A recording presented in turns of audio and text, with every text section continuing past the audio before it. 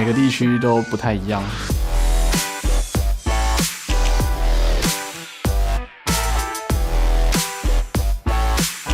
The teams we play against, they actually like play ringer and they prioritize it higher than we do. It really catches us off guard. Insane gonna dive on the top, he's going for Dynasty, a bomb gonna explode, beautiful! For top lane at least, the biggest regional difference would be Rise. I think EU is probably the only region that doesn't play it that much. Zero and Cola on towards him on the tower, they're gonna dive on this one, have they got him? 예를 들어 같은 경우는 한국이나 중국 같은 경우에는 니달리를 거의 손 안 하는데 And actually, then Italy also getting locked in on the side of AHQ. 유럽이나 다른 쪽에서는 니달리를 많이 선호하더라고요. 欧美的话是他们 jungle 比较偏爱卡莉丝蜘蛛。TPA 和 AHQ 来说，就相当于喜欢4颗类型。我觉得不是地区的关系，就是因为这个人，所以让他的英雄玩得特别好，就是属于他的面角。We know now which picks we can't play and which picks we shouldn't fall back upon just because they're comfort. You have to go with what's strong and really make that adjustment. Overall, it's really similar meta, and it just comes down to who plays it better.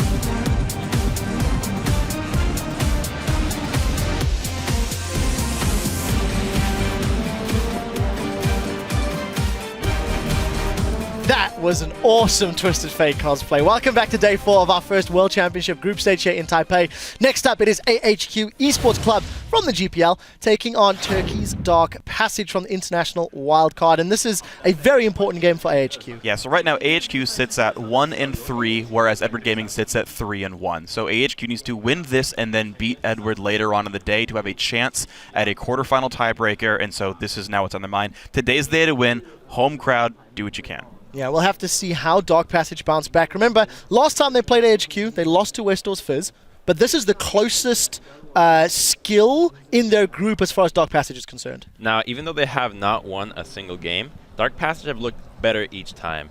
And it's very refreshing to see them come back with the smiles in their faces and take each game as a learning experience. I think that this Worlds is just going to be able to springboard the entire Turkish region. Yeah, I completely agree. We'll see what Dark Passage have learned if they can continue improving. We're going to throw it over to the guys at the caster desk for the play-by-play.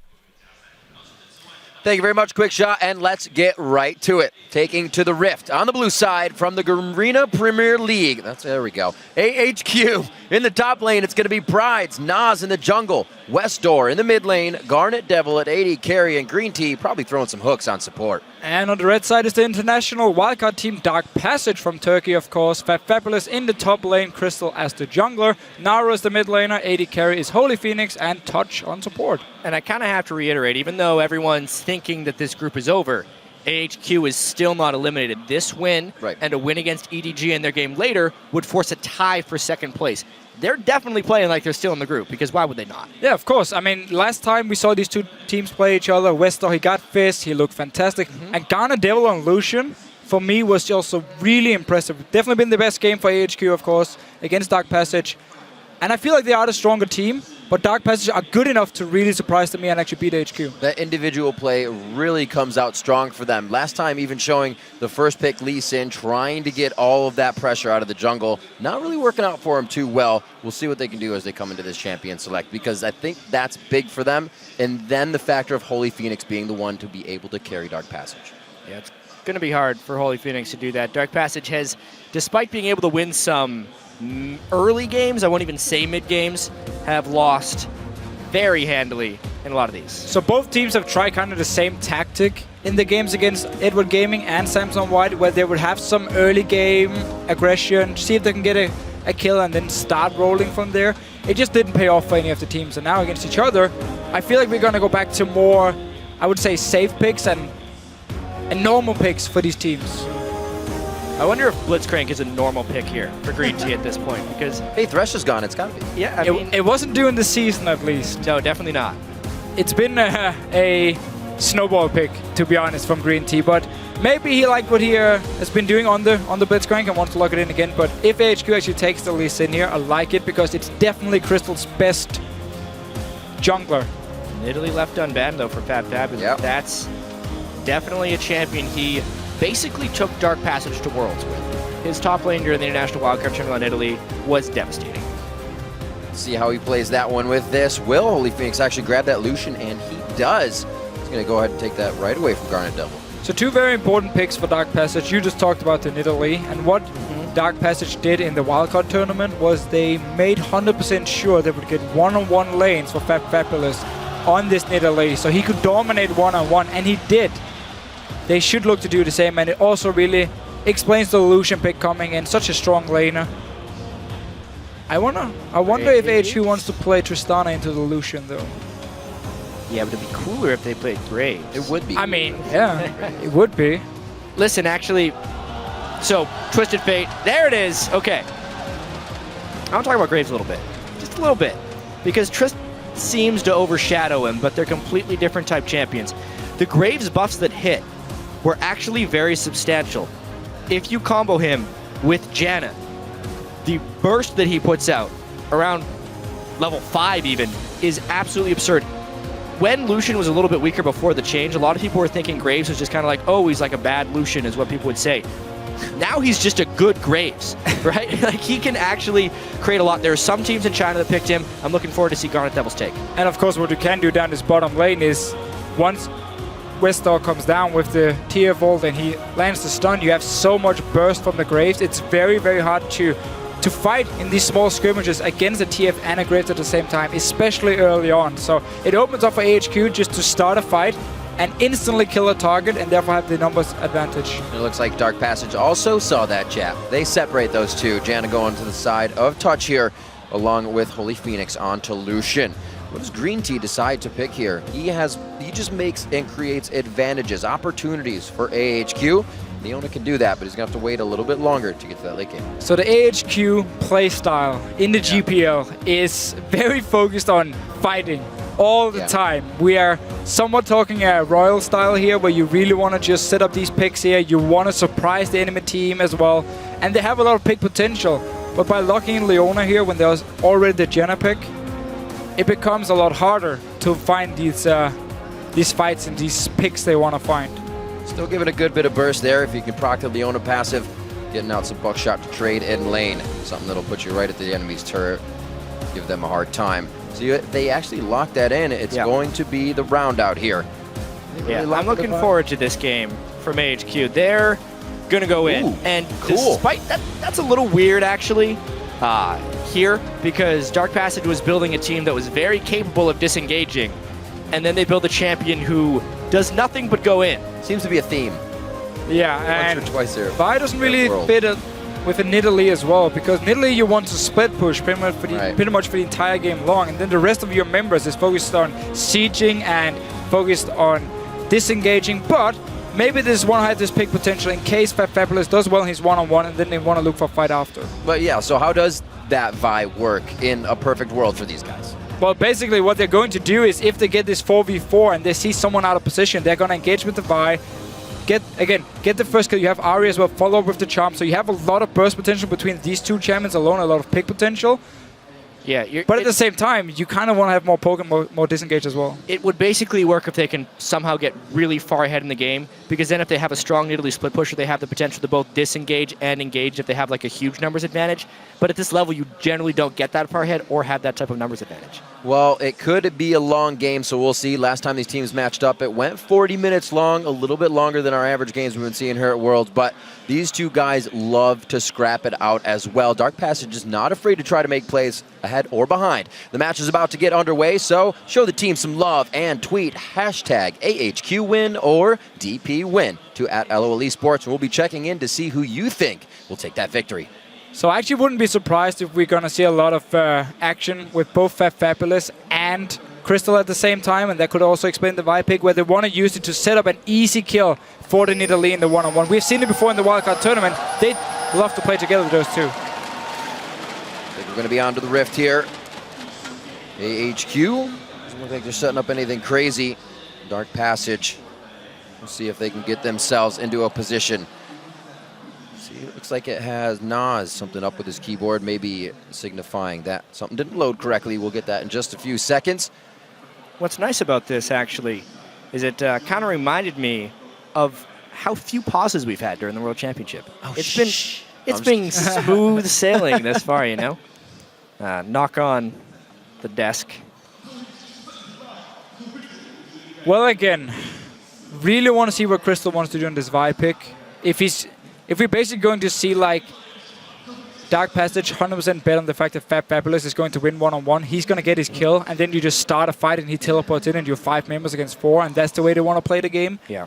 And also, obviously, against something like a Twisted Fate, if you can engage onto him, he's a very mobile target. I mean, he has his teleport, yes, but that's it. If you get onto him and you have a charm as well from Ahri, you can kill him instantly. So there's a lot of like kill pressure and burst potential between the Vi and the Ahri pick here, which could be used to surprise AHQ. Looking at the Dark Passage team composition, it's almost like they just picked for each lane. They don't have a overall cohesion to the team, but each lane can do well in its own right, and then Vi will work well with every lane individually. So it's very much a team that just wants to stay, maybe a 1-3-1 split push, 1-2-1 with Vi going around trying to make plays, something like that. But once again, those require gargantuan leads to actually work. And AHQ is very good individually, and it's unlikely to happen. They do have a pretty good like mid-game siege though. Push, you have Jenna and Lucian at the same time, so they might be able to set something up around this 15-20 minute mark. Once again though, the Nidalee pick needs to do work. See what these teams can get out of the early game. A peripheral issue all fixed up, not a problem here. And we get the game underway.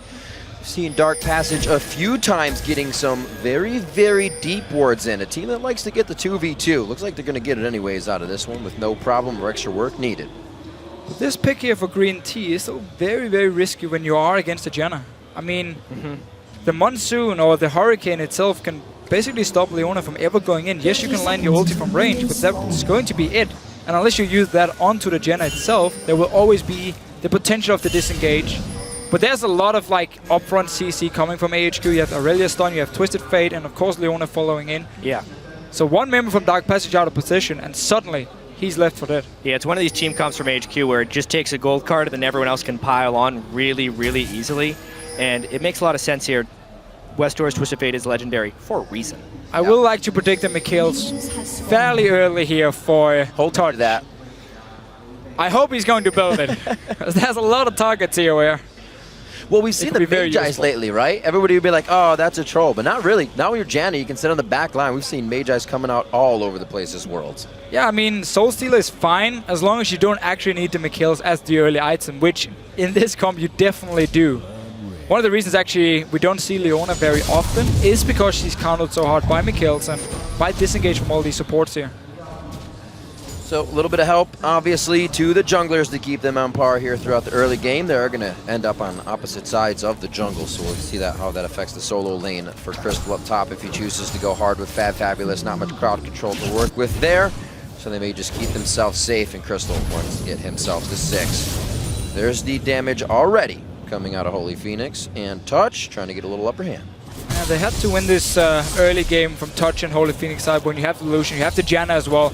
Leona can only go in and kind of execute one minion, and then she's pretty much done in the early push. So Dark Passage will be winning their race for level 2 in this bottom lane, and should be able to actually... Whoa! And how on earth did they lose? 2. That is not good for Dark Passage. Exhaust burn for nothing. How on earth? They didn't push fast enough. Straight up. They used both of the Targon stacks to push faster. Garnet Devil used his buckshot. Graves Leona pushed faster than in this case.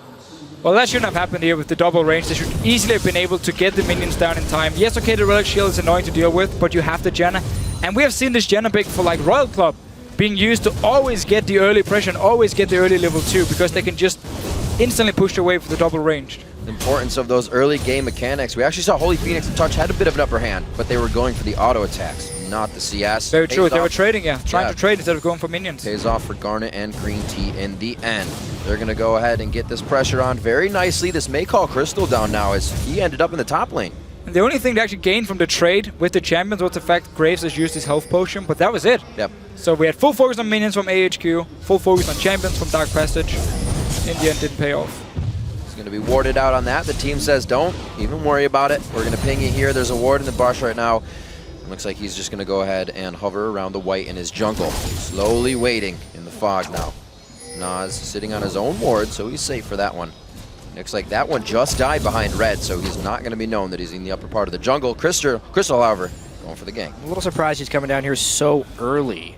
The level 3 Vi gank is typically not super threatening, but they're hoping to catch Green Tea in an all-in. It was kind of given away that that was spotted, and they backed up as soon as he walked on the ward. Could be a very nice path, though, for Crystal to come back around this one. Westdoor says, my spidey sense is going off. I'm going to rotate up towards Nas. This will be a safe escape. Yeah, and he knows where Crystal is, and of course his own jungler on the top side, so he's should be fairly safe. Now he needs to be careful, though, because Crystal's been gone for a while, and he doesn't actually know where he is anymore. Yeah, if they could combo a charm, they may have enough damage to kill. Vi level 3 is actually pretty low on damage. I'm very surprised he's trying for so many level 3 ganks here. Uh-oh. Should be all right. Fat Fabulous gets himself in the brush. He'll get that speed. A little bit harassed, but the knowledge of Nas now in the favor of Crystal. He's going to start denying some jungle. Westo is actually not running Ghost on his Twisted Fate, like we see from most other regions or Twisted Fate players, simply just for the extra mobility, both in team fights and also for your ganks. It's extremely strong. He wants some more lane pressure here against Naru, so we could potentially see him and Nas try and go for some kills in this mid lane. Crystal, though, is back to farming, even though he did delay himself quite a bit by actually standing both in the bottom lane and then up towards his mid lane. We'll see what Crystal does from this. He doesn't feel too safe right now. Obviously, just grabbing the big one. Gonna leave that and try and hurt Nas more than help him out on that one. Holy Phoenix now getting the lane pushed up. They're keeping it quite even in CS across the board, so it's all about this first move. No jungler there to assist on that, and Westdoor is gonna have to back off of this. Not much mana.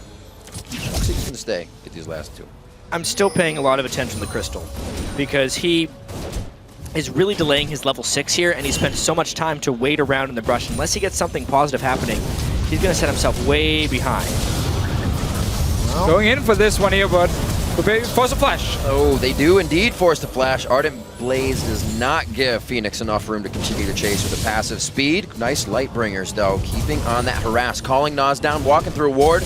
Upper hands now, little plays going in favor of Dark Passage. Naru tries to go hard in the mid lane. The Ignites are used. Orb of Deception just missing as he eats 2 shots from the turret. Still some very good aggression here from Naru in the mid lane. He's actually been pretty impressive this tournament. He's been holding his own in lane for most of the games, and also just at the wildcard tournament, he was one of the most impressive mid laners, showing some great mechanics. Bottom lane, though, yes, you force a flash from Leona, but you have to return now to this bottom lane and punish her for not having the flash. Otherwise, it's not really worth it, and at the same time, you want to just sit back and farm now and get your level 6. He's such a low level. Yeah, exactly.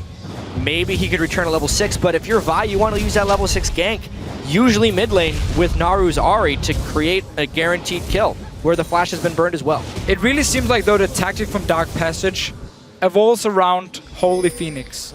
And Crystal, in most of the games, is actually paying a lot of attention to the bottom lane very early on. Against Samson White, some of the games we saw, he would just sit bottom lane even when his buffs were spawning, and he would actually end up losing both, or at least lose the blue buff because he was still sitting bottom lane, trying to get Holy Phoenix ahead. And I don't feel like they have to. He's doing fine alone in the laning phase. Why not rush for level 6, go mid lane, and get Naru ahead on this Ahri pick here so he can snowball.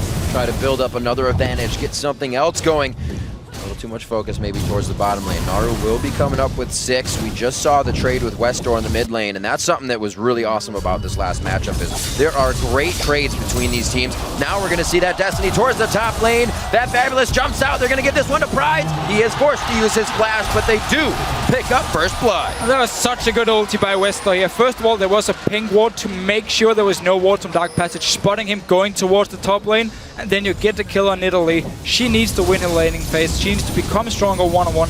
Then the Aurelia pick here. So very nice gank. And once again, there was no pressure on Westdoor here. He could just go up there and teleport. That's the biggest thing. I kind of blame Naru there for having a lapse in pressure against Westdoor because he was doing so well. He'd already burned his flash. Westdoor didn't have much left, and then he just let him walk in a lane and kill his top lane. And as soon as the gank actually happened, Naru walked in, placed a ward behind the ping ward here, so now they can actually see Westdoor move towards the top side. But the ult is already on cooldown, so it's not really going to do anything for him with the ward here. So great job by Westdoor, as you mentioned, Jet, not having much left. He uses that gate to the top lane. Not gonna have his flasher as Ignite, but he helps Prides get that kill. We're gonna have Fabulous trying to get some deep vision in that may help DP get some of their advantages. I'd need to see what Crystal does with this first Vi ultimate. He's already so far behind. He's got 22 CS 9 minutes in and just hit level 6. if he doesn't make a positive impact off this next Vi ultimate, I don't think he'll have a positive impact at any point in this game.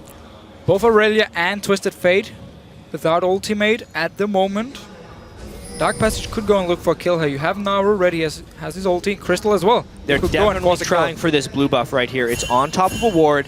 Nas is level 6 as well. There's red buffs on both junglers. It's kind of a testy move here, but there are a couple flashes down on the solo laner, so it's a really difficult collapse by the rest of AHQ. We already have the roam coming up for Green Tea. They really feel like something is going to happen here. Dark Passage is taking a little too long to grab this one. Full rotation from the bottom lane already coming up. West Door going to try to close on this one too.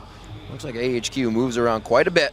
They're still going to get the blue on the side of Dark Passage. So they played it safe, but they did actually manage to pick up the blue buff here, and that was basically just AHQ saying we have no flash on our solo laners. We don't want to risk this fight here because one ulti from Crystal and Naru will follow, and then you have one dead Twisted Fate. You might just see it in the mid lane. Yeah, look at this from Dark Passage. 3 pink wards already out in the early game. Not something we would have ever seen in the beginning games here from them at Worlds. Absolutely making moves and getting those advantages in for themselves early. Those pinks also going to help stave off any kills that AHQ is going to continue to get by pressuring through. 10.5 minutes in, it's 1-0. It definitely feels like this game is on AHQ's schedule, more so than anything else. Westdoor hasn't been pressured without his flash. He was even able to get a gank off without his flash. Now Green Tea is level 6, where if they land a Zenith Blade onto Touch or Holy Phoenix, they may be able to straight up kill someone. He probably needs to just ult first and then follow up and try and lock down Touch for long enough before he can Hurricane a Monsoon, because as long as Touch is ready, Green Tea should never be able to land his E and actually engage straight onto them, so he should be forced to use ult from range. Up in top lane though, small skirmish going on. Back and forth, both level 8. The heals going to come in to help Fat Fabulous stay sustained on that one. Crystal missing a pink ward towards the top lane. He's going to start heading down towards mid, but still no assault and battery from him just yet. Uh-oh. Touch in a bad spot, but Ari was there to block. Yeah, they don't have the vision. So it's pretty funny with this top lane matchup we have, because Aurelia will actually hit a point where she becomes stronger just in a straight up burst one-on-one. Like once she gets her Trinity Force, and there's a Trinity Force on the side of Nidalee as well, Aurelia should actually be able to win it. Simply also because Nidalee no longer gets his like level 6 power spike because she has her ulti from the start, which she obviously didn't used to have. However, second item after Trinity Force and suddenly the Nidalee pick should be stronger once again, especially if you get a defensive item and Aurelia don't have enough damage or burst to actually take you down. Yeah, to me though, the fact that Fat Fabulous didn't press the range advantage earlier on in the game is a pretty big win for Prides. The mid game there will be strong, plus that's the Leona power. Bada bing, bada boom, Touch goes down in the bottom lane. 3 getting a piece of that one, and the Solar Flare was spot on. Looks like we're going to be getting a turret or at least a dragon out of this one for AHQ. That was such a risky play by Touch, just running down. He had no wards at all in the bush, which actually meant he wasn't ready to react once Green Tea engaged onto him. And we talked about how it shouldn't happen when you have the Janna pick. You should be able to force Leona to actually use the ulti as the main engage. This time around, because there's no ward, he can just walk straight into it. We also see the potency of the Graves pick in that situation, right? Oh, crazy. Of all the other 80 carries, he's going to burst harder than all of them. They did it during the duration of the stun, and they stopped Janna from being able to disengage. Keeping slight gold lead in their favor on the side of AHQ. And starting to get kills around the map now. At least everybody has participated in one of these 2 kills, which is going to help with a few of those item creations, at least the middle part of the recipes. Slow lane in this top side right here, like you're saying, Fat Fabulous not really pressuring on one of his main champions and allowing himself to really be taken out here. Pride's coming up strong on this one. Another Blade Surge to keep himself closed in. Great use of his follow-up. And this was their power spike for Aurelia we talked about here. Again, level 6 from Nidalee. She doesn't really get anything extra. And they're both building towards the Trinity Force. Fat Fabulous, you might end up dying here. Indeed. Not going to be able to get a heal for himself. He walks in for one last paper cut, and he goes down. All in potential for Prides. Too much. And all of it's made possible because Dark Passage has no pressure on the map. They're being able to slowly and methodically set up these easy kills. No wards in the bottom lane sets up a kill. Easy pressure in the top lane and no pressure in mid lane sets a kill off in the top lane. Dark Passage can get out of this. We did see when AHQ started to take a hold last time, they were making some desperate moves, but those desperate moves ended up putting them farther behind. And we really see Westor put all his attention on this Nidalee pick here to make sure Prides can be stronger for a longer time of the game in his one-on-one. So he even gives up the Dragon for it, but it should be fine for him simply because they want to shut down this Nidalee pick so hard. Oh, Touch, you might be in trouble again. Oh, Holy Phoenix, he gets the Relentless Pursuit off. Missed it. Collateral damage just on the outside. The cone missing, and it looks like they do not come up with a kill that time. Gotta land your ultimate. That's the biggest thing. I don't think it would have been enough to kill, but it may have burned a summoner spell. See mid lane here, Westor. Great dodge by Westor. Good damage. Wild cards coming out. That is a lane win for now. There's still a blue buff on Naru and some potions, so he's going to be healing up just a little bit. Prides looking to get deep on this one. Finds Crystal level 10 to level 8. He is not long for this world. One more transcendent shot. Nice. Right to the ankles. Well played by Prides here, moving down. He actually was looking also for the dive onto Naru. It might come anyway. Whether it's a hook or the sun, Green Tea's spot on with his lockdowns, but they cannot follow up a nice monsoon by Touch there. It's not over yet, though. Oh! Nas providing himself with a kick. Touch trying to flash out of that one. And it looks a lot of help. Wow, they are just going to close down on this mid-turn right now. Naru's going to be going down. AHQ picking up Dark Passage, trying to make those plays. And AHQ is just doing whatever they want on the map at the moment. It started from Prides, killing the top tower, walked down to this mid lane here, was actually sitting ready to dive on Naru, and then Crystal just runs into him. There was no wards at all. He managed to get the first kill. The rest of the team follows up here, and they just get so many kills. We're 15 and a half minutes into the game. I don't think Crystal's used Assault Battery. He has never been in position to use it, is one of the biggest things. He's only been running away, and there just haven't been any windows here for him to sneak in. Not bot lane, not mid lane. He needs to be able to use it. He's just getting caught out. There it is. Ooh, this could be bad. That was a nice assault and battery, but where's the follow-up? They don't have any slow to continue this fight. A Howling Gale to maybe come out. No. Teleport from Prides, and he's going to start locking it down with the fight. He starts off. He comes in with a double buff, so he's probably going to be going hard under this. The turret's going to follow after. One more Blade Surge, and Prides is having the time of his life. That is all of the top lane ganks from Westor's TF coming to fruition. 5-0-1, but he had the Trinity Force before that teleport and just destroys Dark Passage. The walk-up stun as well. Yeah, so first ult action from Crystal onto Green Tea, and then he just managed to log onto him, escape as well from both Holy Phoenix and Touch, and it's just a matter of time before teleport comes in. We have Nas down here as well on the Lee Sin and just cleaning it up. It was so nice here from Prides. He actually was able to last hit with his Blade Surge on the first target to get it and have the reset onto Touch. Oh, it was one. This is unfair. Oh, it's 4 people. Fabulous. Oh, Green Tea's like, I want a piece. Give me a piece here. A teleport up to the top lane. Pride's still going now onto Crystal. He's going to get another one for himself, and this is just getting a little crazy. Yeah, we've all been in this situation where the enemy team has an Aurelia who just snowballs out of control, and she can kill everyone in this one-on-one here, and Fabulous just constantly being shut down by multiple members from AHQ. Better nerf Aurelia. Better shut her down a little bit, or Absolutely. at least stop people from helping her out, because this is just out of control. Prides has been enormous for AHQ. He picked up Nidalee over Fat Fabulous last game, and he still wrecked a game with it. Now giving Fat Fabulous his main champion. Uh-oh. Pride's now to the bottom lane. He goes for Holy Phoenix here. Not being able to use the Relentless Pursuit to get out of this. Oh, collateral damage. One more shot. Nobody's going to be in range. Oh, he can't smoke him out. They're going to get out of this one alive. Fat Fabulous in the top lane. Oh my gosh, they cannot keep him alive for more than 2 minutes. 18 on the clock, 12 kills on the board, and now a 7,000 gold lead. The ganks are just coming in at every conceivable moment right now. The lanes have broken down. Everything is just completely crumbled and fallen apart for Dark Passage. You pretty much only have one option now, and it's actually to pull a Starhunt Royal Club. Wait in a bush, hope someone from AHQ is going to face check you, get a kill, and just try and delay the game a little bit. Gone Devil, I'm trying one-on-one Crystal down here. Fancy feet. Saying that was a warning shot. Gets out alive on that. No kills right now. The shutout coming in for AHQ, doing a very nice job at keeping everybody omnipresent on the map. They're just showing up out of the woodwork when they want to.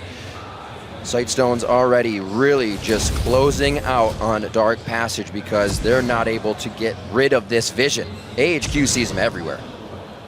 And it was pretty clear we had a plan from Dark Passage coming into the game. Crystal wanted to put all his focus on this bottom lane to make sure Holy Phoenix could get ahead. Problem was he did it on Vi before level 6, which means he had no pressure in the lane at all. And in the mid lane, while they did force the teleport, the flash from Westor just one-on-one with Nauru, he didn't place the ward in time to actually spot Westor going towards the top side. He placed it after the gank had happened. And then from there on and out, it was just impossible for Dark Passage to do anything because Pride suddenly just started snowballing completely out of control. And for AHQ, I think this is a big momentum game as well, right? They win this game, they try and take the positive feelings into their game against EDG. It would be very big. They come out of this one 2-3. The game against EDG would make it 3-3. Give EDG 3-2. So they need to do what they can here to keep that momentum up. And we might see the same solo lane setup for them against EDG if they can, because if they can snowball Pride, we've just seen it right here. He can take over the game. Pride's getting himself into a 4v1, but everybody else is able to come in and play. Beautiful job to take down Touch. The disengage is no longer there. They get what they want. Looks like they're going to grab this bottom turret and continue to press on. Dragon's alive if they do even want to back off. Well, I think they're probably just going to go back to Dragon instead. They're actually building very glass cannon on the majority of their team members, so there's a little bit of risk that they would be able to get counted on, but it's 13-0 and a 9,000 gold lead. Make it 10 after this Dragon. Again, we're just going to have to see Dark Passage try and set up a potential trap. I mean, you have the Ari pick here. If people face shake you and you land a charm, you do have a lot of damage. Nauru needs to be careful in here, though. Oh, wow. Jeez. Green's not afraid to make plays. Dodges out turret shots on that one. He was just out of range on the charm as it pulled him in. Just crossing 20 minutes now. Different part of the game here. 13-0. Pride 6-0-2 in the top lane. Down in CS, but it doesn't matter. He's been just tearing people's faces off as Fat Fabulous tries to farm. He's getting everything he wants. So you see if they can two-man this up here. Crystal, even afraid to clear that ward. They were hoping to 1v5 him. Or 5v1 him, rather. You're only giving him more that tenacity. Giving him more people to kill. So it was actually smart enough because everyone else from AHQ had gone back to base. So Dark Passage just sent all 5 members to the top lane, hoping Pride would overextend. That basically would have been the Royal Club special from the game we just saw. It would. They would have been able to kill the top lane, and they would have immediately had to turn tides to Baron. But the worst part about that play was we have seen Royal Club do it before, and yet weren't ready for it until we saw the Fist sitting in the bush and was like, oh, they want to kill Dyrus right here. Oh, that play again. Oh, right, yeah. Now AHQ, definitely a possibility to focus on closing this one out, working on getting into the base as fast as possible. Teams are definitely going to see a weakness here. If they cannot close this out, they're going to use it against them. They have to actually just split up here, use Pride down this bottom lane because he's so strong. No matter who Dark Passage sent down here, he's going to die. So he can just push it up by himself. He does have teleport ready as well. That Fabulous on Nidalee here might actually look to be a bit more of a team fighter because he can one-on-one, so getting some magic pin on his boots just to try and do some damage with his spear. This is weird. Hey, a nice pair of shoes. It's pretty much his only choice. Honestly, if he's going one-on-one at this point, he's too far behind to do anything, so you might as well stick with your team. And if you can do some damage with your poke, maybe it can pay off. It's a big maybe. I took the words right out of my mouth. We'll see what they can continue to provide as pressure here. Westor has not made too many of the Destiny plays coming up. Dark Passage is keeping themselves on the safe side of things as they stay in a death ball, which isn't really killing too much. They're just trying to stay together and prevent the carnage that is AHQ. Uh-oh. However, the split push is working for AHQ. They need to make this one go, and that's... Oh! The kind of rule of thumb here was you're not supposed to leave anybody else on your team. Crystal was looking for a few more wards as Touch backed off, and it cost him his life. Baron time. Still 4 members of Dark Passage. I mean, they have to go for this fight. This is the chance to come back. If they can ace AHQ here, they might still have a chance. A little bit of vision. We've seen the Howling Gale take the Baron. Will it happen for Touch? Looks like, oh, they just turned off of it on this one. Naru's going to be a focus. Green Tea just missing the Zenith, but the Ignite is able to burn him out on the last tick. A few more shots. Pride picks up 7-0-3 on the game. Looks like they're going to head back for Baron. It's all about the turn and kill right there for AHQ. They have enough CC and enough initiation that they're completely neutralizing Touch's Monsoon. Here we go. Crystal's going to try to get into range here. Pride's with just about the amount of HP Fabulous has, still able to fight him down from full. And it looks like Crystal can get into range here. Let's see what AHQ does to trick them into trying to fight this Baron. They keep staying at this Baron here, so Dark Passage actually managed to force them away, force them to go back to base, delayed him just a little bit. The thing is, AHQ has two options right now. You can keep forcing this Baron here. At some point, you will get the picks you need, you will get the team fight, and you should be able to take the Baron. The question is just how long is it going to take you? Otherwise, just go back to what you did before. Westdoor sitting in the mid lane, you have Garnet Devil and Green Tea sitting in the bottom lane, and you have Pride sitting in the top lane, and you just push up every single lane because you are so strong in one-on-one 2v2. Wow. And it's easy for Westdoor to just pick one of the lanes and say, okay, I'm gonna go kill the top lane, kill it, get the tower, push it into the base. So much map pressure for AHQ. Again, can they put that pressure down right now? They're kind of looking for kills. It's all about closing out the game. Teams are going to be able to do that quite fast as we make it out of the group stages. 16-0, looking very good. They got to feel confident, but they're not over pushing, which is going to get themselves in trouble. Fabulous doing what he can to try and grab vision because they are not able to keep their wards up on even their own side of the jungle. Crystal, level 15 to 11 we're looking at right there. Not having the best game. HQ should pick up the pace a little bit, honestly. They're up 16 kills to 0. Obviously, they don't want to make a mistake. They're going to try and rinse and repeat exactly what they have done previously. Pride's had to use teleport before, though, which will actually hurt them a little bit in terms of the split pushing, because he's not able to be down his bottom lane right now. Let's see if they actually want to start this Baron. They do. I think they've scared Crystal off enough. Garnet Devil. So he's trying to be a one-man bouncer on this side of the wall. They can always use the ultimate of Westdoor if they don't have the vision, but that's not even really gonna happen. There's wards. However, without Garnet Devil, they're doing almost no Baron damage. This is not very well executed there. by Definitely AHQ. a weakness seen in the strategic call there, but they finally pull somebody over. They're just playing the waiting game, I guess. They need to get into the base soon. But we've seen this before from Touch. I mean, he's running alone here. He's playing way too careless, and he actually ended up costing him his life again. He could have stayed with his AD carry with the rest of his team on the top side, because they already forced AHQ away from the Baron, and then he just managed to get a free kill. Luckily, though, for Dark Passage, you don't actually get anything from it. And actually open top as well, because the entire team of AHQ is now moving away from the Baron, so all the wards they placed before will now get removed, and they actually have to start over once again. You never really want to just have everyone running away from this area. You've just been setting up all the wards. Yeah, if anything, I just call this AHQ close a little sloppy. They don't need to do anything right now. They're up 17 kills to 0 and 12,000 gold. The game will kind of come to them if they don't make giant mistakes. So they're just doing the same play over and over again and getting small wins, making the lead bigger and bigger, and eventually that will lead to victory. But in a closer game, moves like this would be really risky. I'm sure EDG is definitely taking note to how they are playing this much of an advantage. Playing a little overconfident, but like we said, not getting themselves in trouble, just getting everything they want. Now, seems like they're kind of congregating in the mid lane. We're waiting for Garnet Devil and Westdoor to make their way through. We'll see what AHQ has for another bit of Baron pressure and drawing Dark Passage into their picks. And I'm not sure if AHQ was actually afraid of actually straight up team fighting just before here. Well, not straight up team fighting, but they had a lot of squishy members. So if you do overextend in a fight, it might actually end up costing you. Now you have some tanky items on Pride, you have some tanky items on Nas here, which means they can actually dive onto the backline of Dark Passage now and stay alive. And I know they're very far here. Pride's going towards Guardian Angel. Westdoor will be able to one-shot people pretty soon if he can finish his death cap. Obviously, Garnet Devil completed some big-time itemization. Basically going for a full Armor Pengraves build. They're slowly working this one together and maybe setting up a 1-3-1 with Twisted Fate and Aurelia.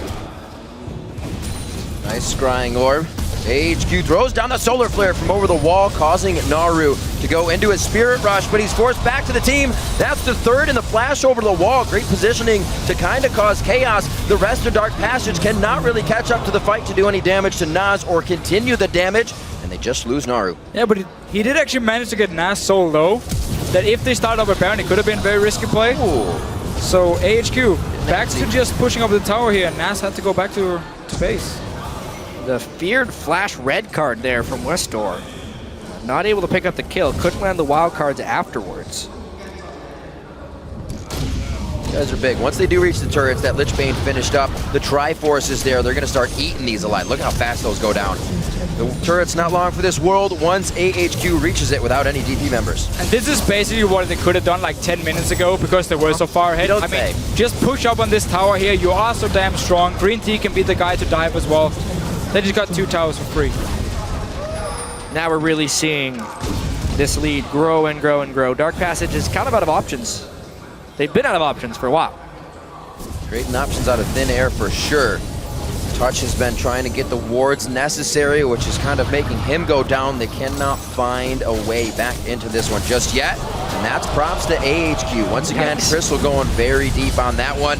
The desperate play is coming out. Looks like the inhibitor will fall here in the mid lane, and it looks like AHQ will be able to go around the horn with pretty nice wave pushing in each of the outside lanes. But again, I mean, we're seeing so many of the right ideas from Dark Passage, but then they just really know if they can't really execute it in this game because they've fallen so far behind, simple as it is. And then well, talking about right ideas, the early game was misplayed by Dark Passage. The way they were using Crystal on this Vi and the fact they couldn't control Westor, but otherwise, I mean, they've been able to hold off and actually go for a kill. So close. Oh, he knows. He's just kind of hanging out. That sigh every time they see Westor throw the eye up. He's going to be getting the kill. 4-0-6. The scores looking great across the side of AHQ as they come into this game 20-0. I mean, let's talk about the rest of this group here because EDG has the game at the end of the day against Samsung White. And honestly, the games we've seen with AHQ have put them a pretty substantial tier below the rest of the teams in this group. However, the fact remains that EDG is probably not going to be able to beat Samsung White in the last game of the day. And if AHQ could pull out some type of miracle against EDG, they would definitely force that tiebreak. It's just a matter of practicing crisp plays so that if they get a lead against EDG, they can actually close out this game. Because as of now, they've been sitting on a just monster advantage for the last 15 minutes, and they've slowly increased it. That's not how you beat the #1 team from China in EDG. See what they can do, making a bit more pressure. Oh, Bad Fabulous could be getting hit up right now. He gets himself out with a flash. And we also have to say, I mean, the EDG way of playing is fairly slow early game, but then you are extremely strong in the late game, team fights. Exactly. And AHQ, even if they should get a lead against EDG, if they're not able to close out the game, EDG will come back and become super strong. Ooh, there goes Green Tea going down. There's a bit of a hit. Touch with a nice ultimate so they can't follow up. Oops. Crystal's just kind of locked in place and needs the collateral damage. They're going to go on to the next inhibitor turret here, and this looks like it could be grim. Holy Phoenix goes down rather, not coming back up from the ashes. 22-1, DP picks up one of those kills for himself. And it looks like it is a force of AHQ out of the base. They've got what they wanted. They'll be back for more. You can really see the burst damage from AHQ. Compositionally, when they go in, it works very, very well. Still looking for this Baron. So every time they decide not to go Baron, they actually get some kills, get some towers, get into the base of Dark Passage. Now they're back. Baron is coming from base. Baron is their ADD to focus and getting more of the objectives in the base. Right now, should be able to get this one. Gonna go back to this one, and it should be safe enough. You are right, Officio. Oh, very close. Seen that before. Nas coming up with the Baron. AHQ buying themselves a bit more strength to bulldoze down in the base of Dark I had Path. some flashbacks to Season 3 LCS when Bloodwater stole Baron with a rank 1 Janna Tornado. Wasn't to happen today at Worlds, but the timing was there if the smite wouldn't have been. Dragon's alive, so a quick pickup if AHQ wants it as they come back out. Wards going up by Dark Passage that really won't be able to be defended once AHQ gets themselves in range. But they're doing what they can this last part of the game, trying to stave off as much power and really getting a great learning experience out of being this far behind, how to just stop a team from continuously pushing you back in your own base.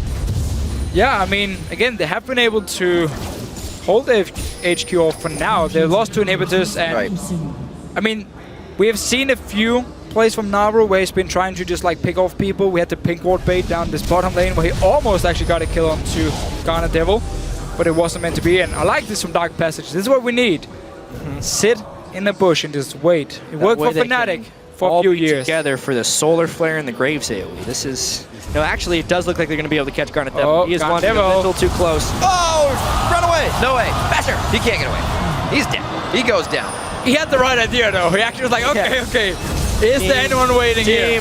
Oh, Pride's diving in. Wester on the outside. The wild cards practically pass through the entire team. And the HP bars of Dark Passage just getting obliterated. Touch is going to be running outside the base. He says, follow me.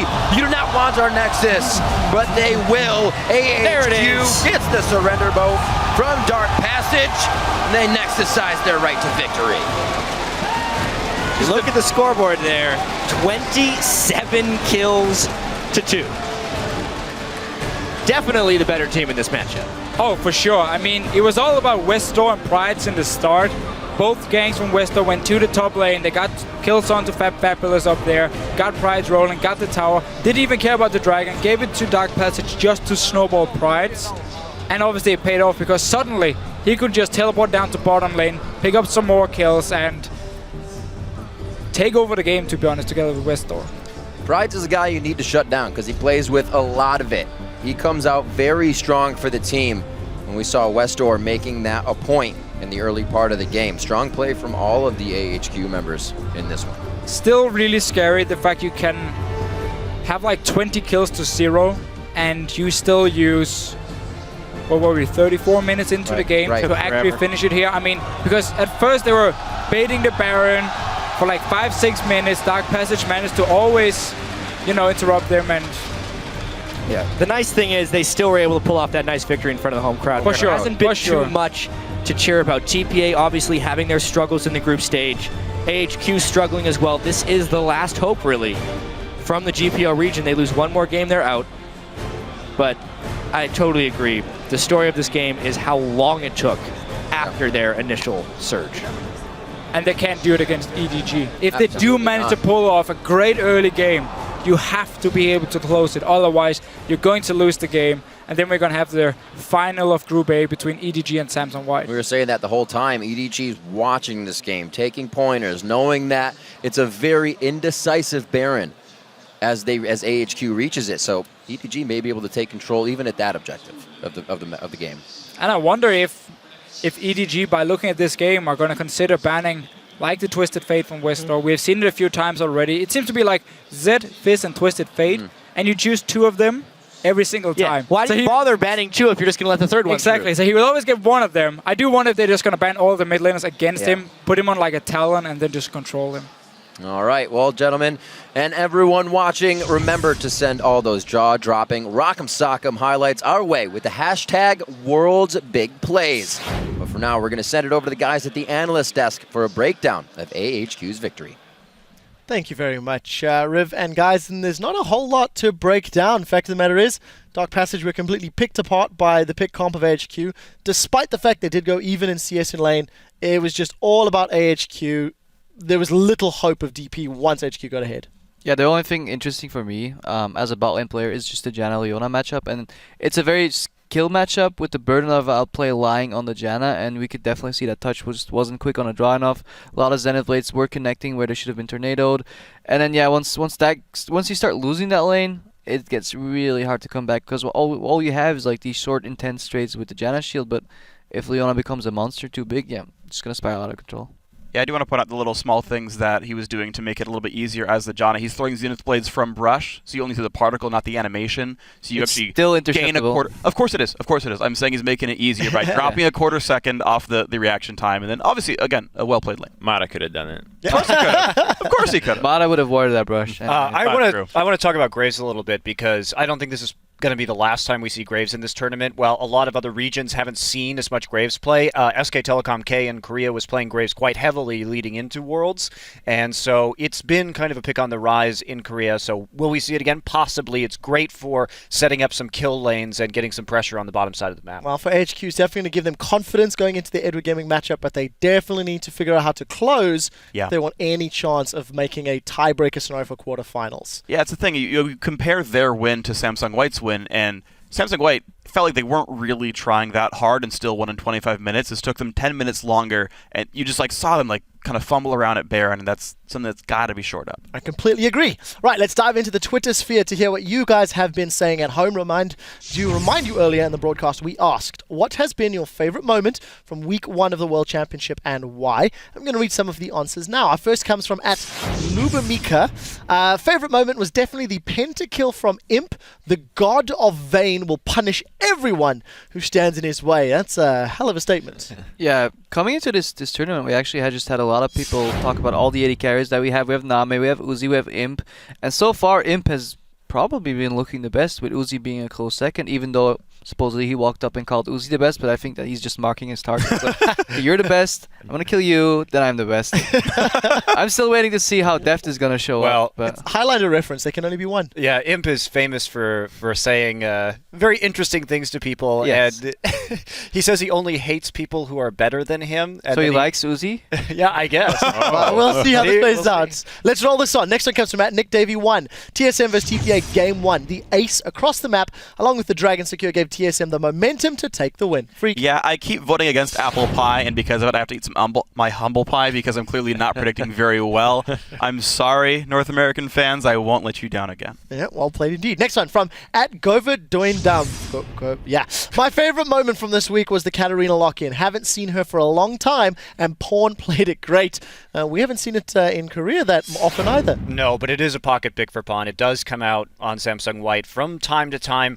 Was it a serious pick? I do not think so. Hey, I think he got 15 kills. Yeah, That's pretty serious to me. 16, 1, and 12. He got the double-double, man. That's the best stat line in League of Legends. All right, the last one comes to us from @DoubleMint. It's been the unsung heroes, the crowd pumping everyone up. They don't get enough recognition, and I completely agree with that. I mean, we can't hear them too well, but when they come in through to the headset here, they're definitely making their noise, and you even hear them chanting TSM chants left and right, so you'd be surprised to hear that, but the Taiwanese crowd really knows how to get these guys going. Yeah, a lot of volume. I've actually been in Taiwan once, and just all the fans were really nice. We even had a fan meet there. They're very excited to see the players. Yeah, excited to enjoy the games. All right, thank you all for the responses, but we are very greedy and we want more. Keep sharing your thoughts by tweeting @LOL Esports. Use the hashtag Worlds. We got to slip away for 3.5, but when we return, it's back to the games of Starhorn Royal Club versus the Taipei Assassins. And on the way out, shoutcaster Chang Mao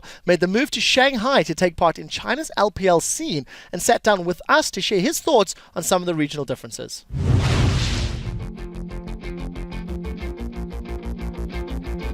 Hello， 各位观众朋友，大家好，我是 TGA 的主播程毛，我现在在上海工作。在2013年整年来说的话，台湾的整体的电竞产业的发展并没有前进嘛，我觉得是很大的一个原因促使我离开了原本服务的公司。我觉得上海是一个充满了活力的地方，就它聚集了来自各个地方的人，所以这么多的人为了各自的目标在生活，就给整个城市带来一种朝气蓬勃的感觉，我是还算蛮喜欢的。语言跟文化的差异是这样的，我举个例子来说，台湾大陆的笑话大概10个笑话里有8个不一样。就好比说我刚来的时候，然后跟那个米勒还有娃娃合作了一场比赛，然后他们讲了那个6块钱麻辣烫的笑话，然后我就不懂，我当下就不懂，他们讲了以后，然后我就哈哈哈就干笑，因为我不能让观众发现我不懂，我就哈哈哈干笑，然后赶快手机拿出来查什么是6块钱麻辣烫。我觉得 LPL 我还蛮喜欢 LPL 的几个点，竞争强度蛮高的，还不错。就在这样的竞争强度关系下面来讲的话，相对的会比较容易让队伍进步。跟韩国比赛比的话，我觉得是平均的实力是强，但是我觉得也不是上帝，就是他们也会有非常多的失误，就是你去看他们比赛，有时候也是会让你笑倒在电脑前。它除了牵涉到选手个人之外，同时也牵涉到一个背后团队的东西。韩国有的时候一个队3个教练，然后后面可能3个分析师。然后还有20个练习生，就是他们有无限的资源，他们的资源是别人的几10倍在开发一个东西。我觉得世界各地除了韩国以外的选手都有一个普遍的缺陷，就是他们的英雄池通常没有那么好，然后以至于形成比赛上面的短板。S4 的话呢，我觉得今年 LPL 的已经是一个状态相当不错，就今年竞争强度高，然后今年磨练出来的队伍状态应该都还行。想要夺冠的话，还是要天时地利人和，不是说完全没有机会。跟韩国队的对打，除了情报搜集之外，我觉得心态调整上面也是很重要的。希望能够有一个比较好的心态去迎战韩国队，然后有没有机会取得胜利。对于解说来说的话，解说最高殿堂当然是解说世界赛，在世界赛的舞台上面，然后跟着观众、跟着队伍那个心情是解说每一年最想要能够达到的东西。很庆幸自己选择来到上海工作，然后也感谢所有人。